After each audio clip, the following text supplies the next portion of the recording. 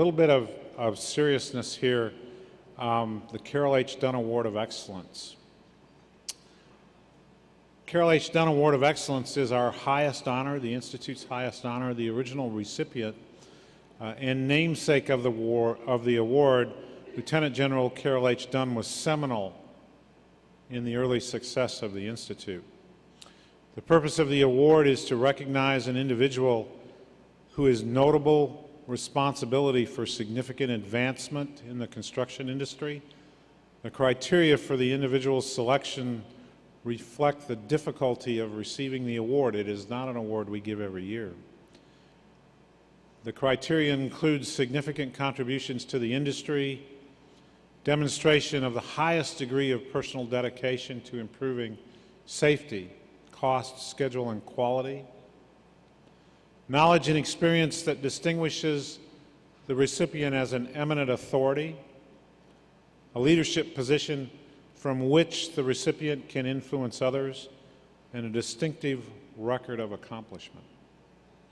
These are some past winners. I think I like to think of myself as young, and even us young people recognize names like Ted Kennedy, Charlie Brown, Jim Browse. Gary Jones, the first recipient to stand up on this stage and challenge the members of CII to go implement best practices.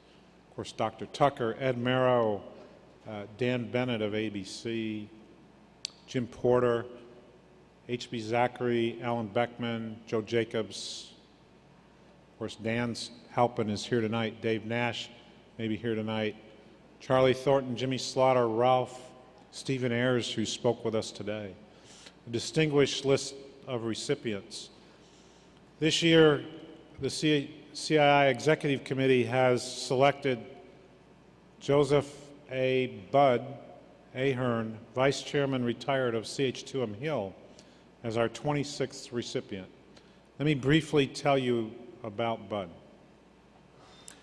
Bud is one of 3 children born to Mary and Joseph Ahearn. Bud grew up in St. Louis.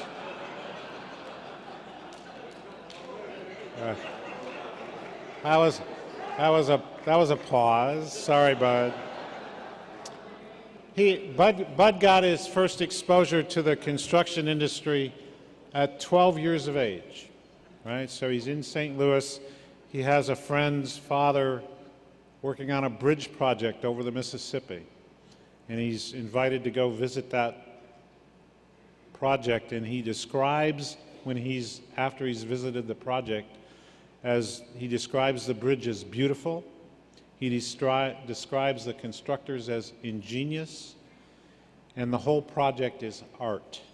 Now, you tell me Bud's not a civil engineer? Yeah.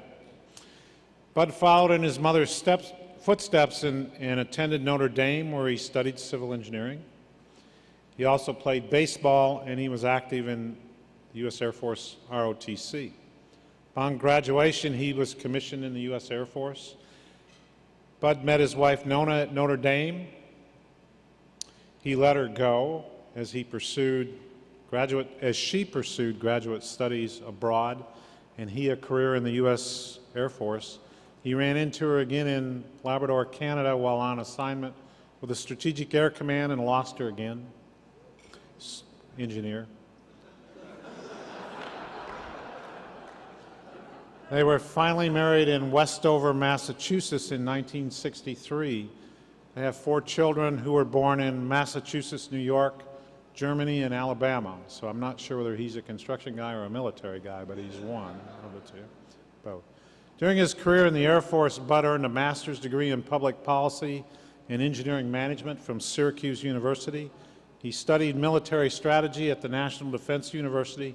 In his studies, Bud learned that a community's government, their economic, their cultural, their technical, and their military organizations must be aligned for lasting progress, a lesson he employed throughout his work around the world. Bud's first military tour of duty was Vandenberg Air Force Base in the space program.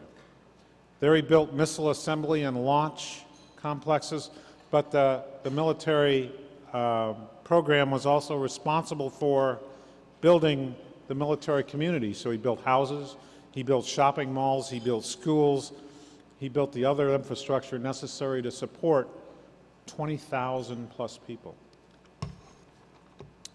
From Vandenberg, he headed to Goose Bay, Labrador, Canada, where as Chief Engineer and Construction Manager, he built refueling stations for the Strategic Air Command. From Goose Bay, it was off to Westover, Massachusetts, and back to the space program, where he served as the Construction Program Manager for the Titan, Atlas, and Minuteman missile launch complexes. After a break for his master's studies, it was off to Europe to build the necessary physical support for the U.S. intelligence gathering efforts in the NATO nations, Pakistan, and Iraq. Back stateside, Bud completed assignments in Alabama, Texas, Washington, D.C.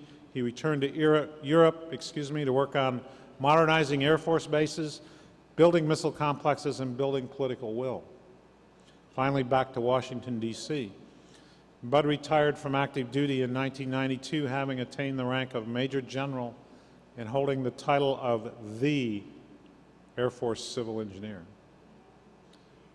Upon retirement, Bud immediately went to work in the private sector for CH2M Hill as the firm's Northeast Regional Manager. During an 18-year career with CH2M Hill, he had company-wide responsibilities for strategic planning, governmental affairs, strategic communications, and leadership development.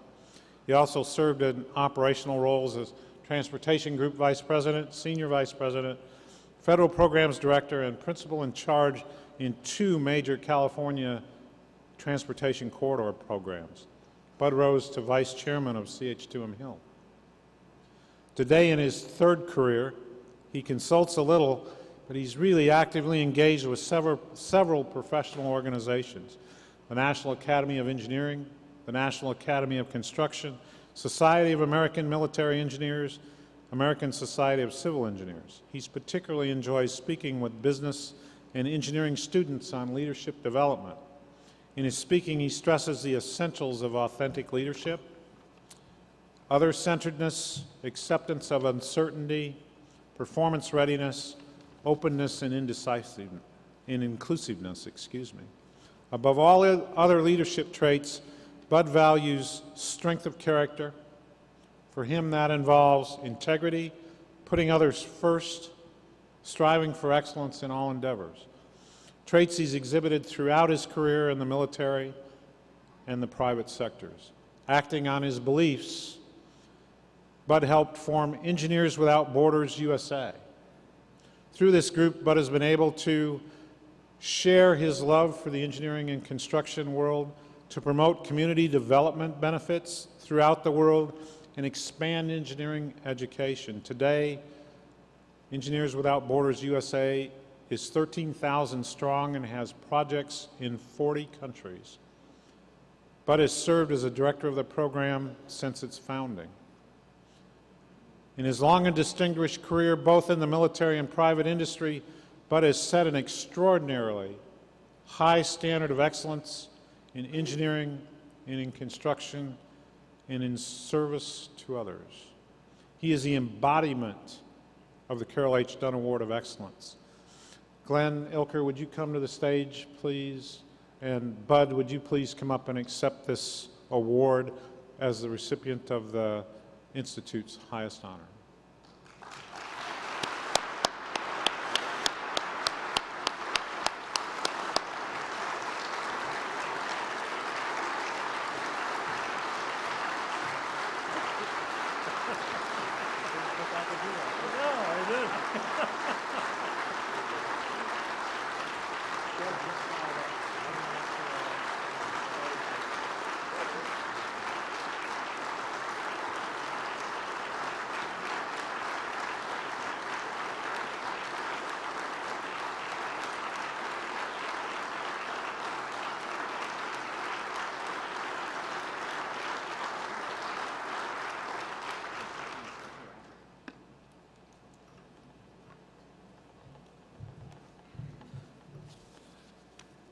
Wow, what an uplifting experience this is.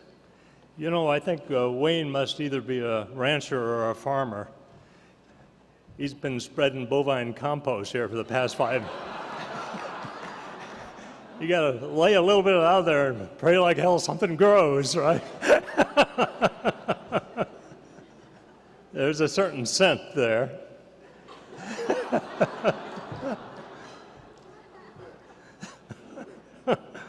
It hurts so good. Well, Chairman Glenn and our conference chair, Ilker, and Wayne, and all of you ever competent, committed, and caring CII members, guests, and fellow award winners tonight with whom I share this grand occasion. Thank you for your warm welcome. I couldn't be more grateful for this honor expressed by the leaders of our construction industry, be they owners, be they contractors, be they suppliers and manufacturers involved and connected with us around the entire globe, governmental agencies, non-governmental organizations, educators, researchers, all. It's a remarkable group of people. And I know that you're here because you love. You love what you do.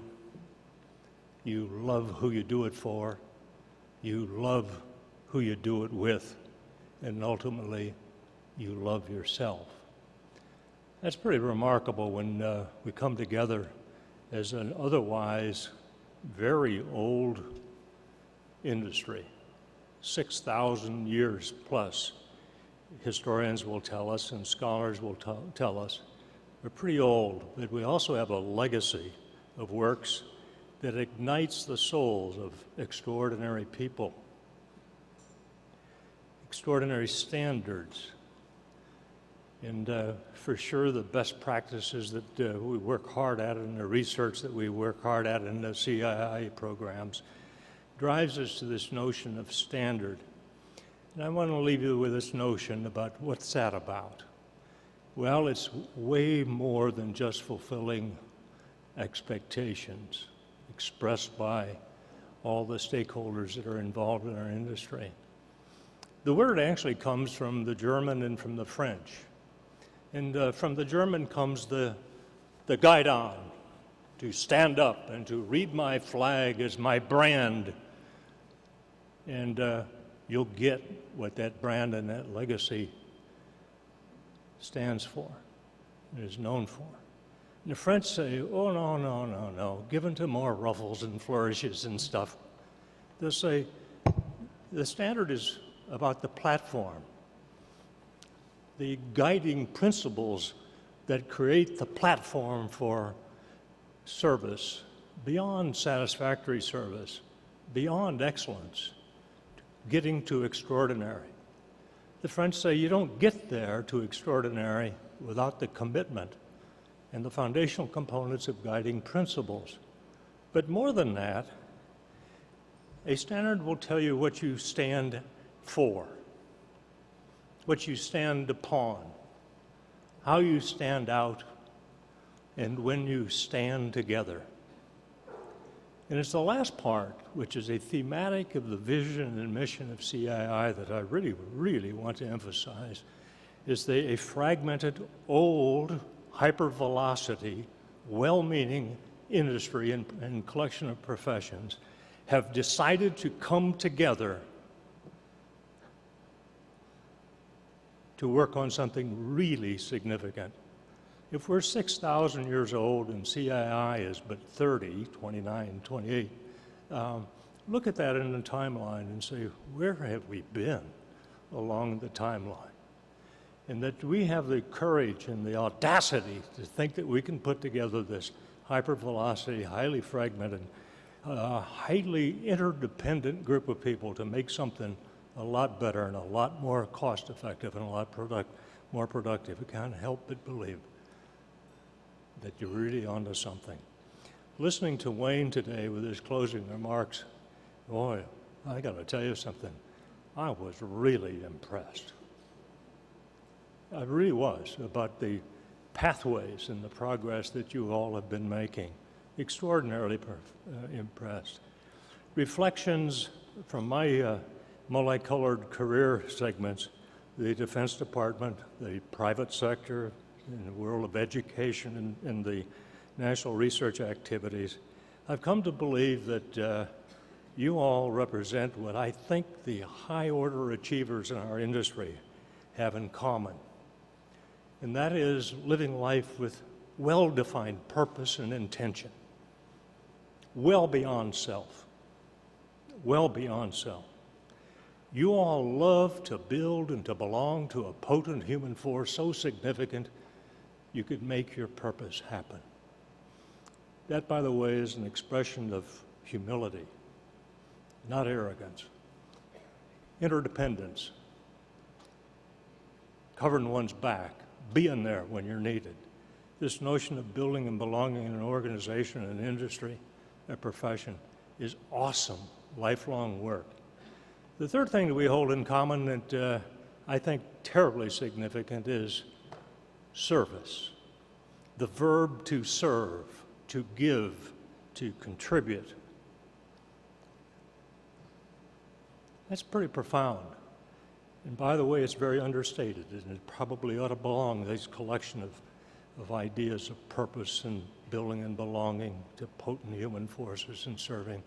The last thing that I see and have listened to and listened for most everywhere I go is I listen for heroic aspiration. It isn't enough to be okay. It's not enough to be excellent. It's enough only to be extraordinary.